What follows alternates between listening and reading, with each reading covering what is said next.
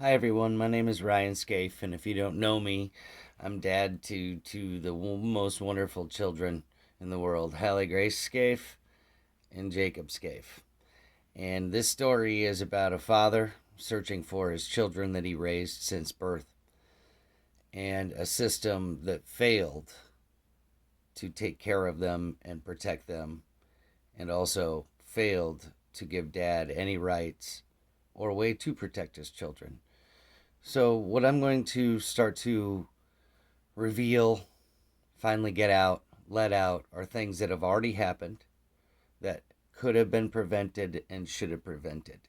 So, this is my time now to be able to share with the community, with the state, a glaring problem in our community in La Crosse County, in the family court system, and many institutions who just allowed this to happen. So, in January of this year, my son was kept out of school on Monday and Tuesday because he was sick. Mom had left me a message that she was going to get him tested for a fever and a headache. This is in the middle of a COVID year, going through a divorce, and so I had no control over the situation. However, when my son was put back into school on Wednesday, January 6th, he was then not allowed to stay there, and I got a phone call that he couldn't be back at school. The reason being is that mom had submitted a fraudulent Mayo COVID negative test result to the school of West Salem. And without getting him tested, she sent him back into school on Wednesday. She was wrong to do that, but she was also against the law to do that. It is outright fraud. It's an offense that shouldn't have been covered up, but it was. And what I'll be doing over the next few episodes of this is show how each institution had an opportunity to do the right thing, and they didn't. And because the La Crosse County Health Department and West Salem School District allowed mom to get away with this without any kind of punishment, it also then allowed mom a few months later to move my daughter out of that school with 5 weeks left in the school year. And this is all during our custody assessment, over 5 months of an investigation. The custody assessment team and guardian ad litem, my lawyer, and the court all knew about this fraudulent letter as well. No one did anything about it. And because of that, now my children are gone. They've been moved to Georgia. I haven't talked to them in over 3 months. And I'm not really sure why. So that's what we're going to get to the bottom of. It's crucial to the safety of my children, number one. Number two,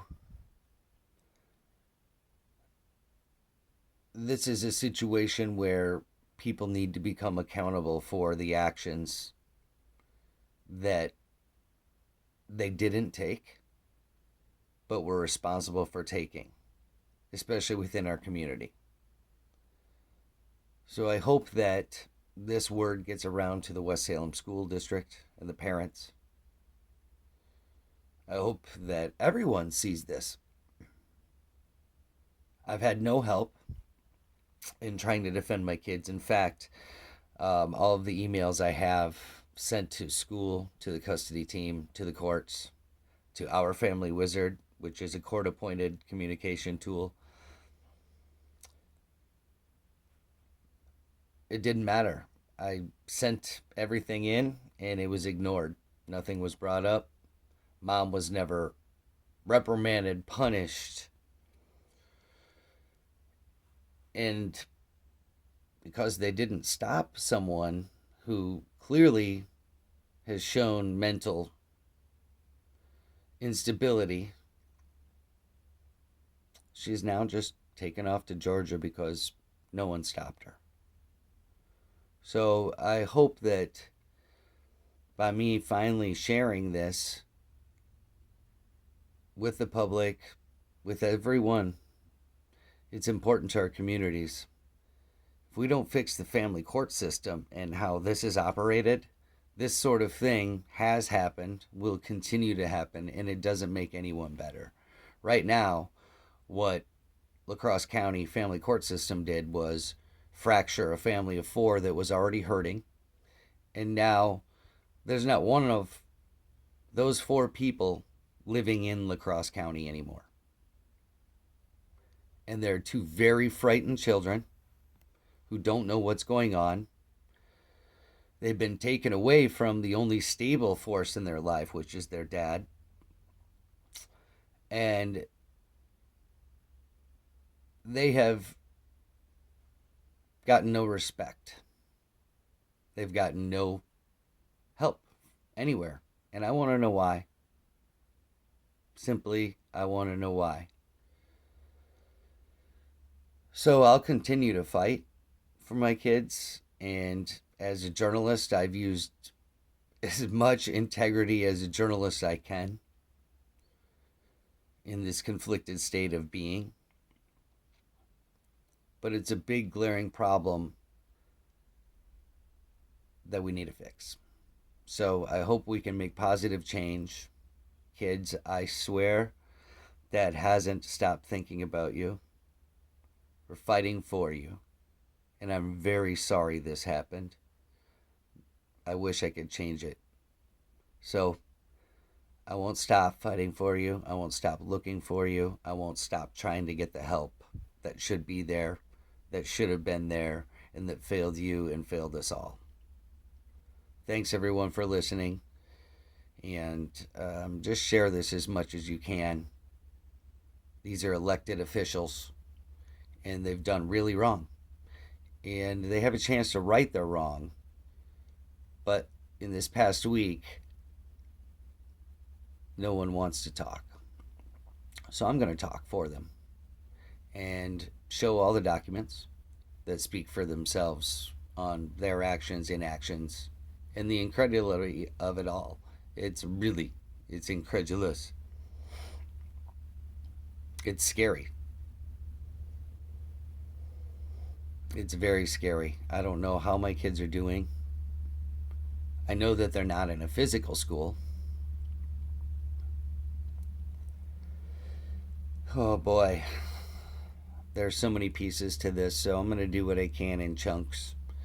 And there'll be another episode of this because there's a whole lot of other issues here. A Mayo COVID cover letter or cover up of a negative test result, and that needs to be looked into as well. So we'll go into that in the next few episodes. Right now, as it is, my kids not answering their phones somewhere in Georgia, and the folks who allowed this to happen are home with their families, and they didn't want to talk. They didn't want to help find a solution to their mistakes. So hopefully some good will come of this. I plan to make positive change all the way to Madison for father's rights because this father hasn't had one. Thank you. Take care, everyone. Hug your kids.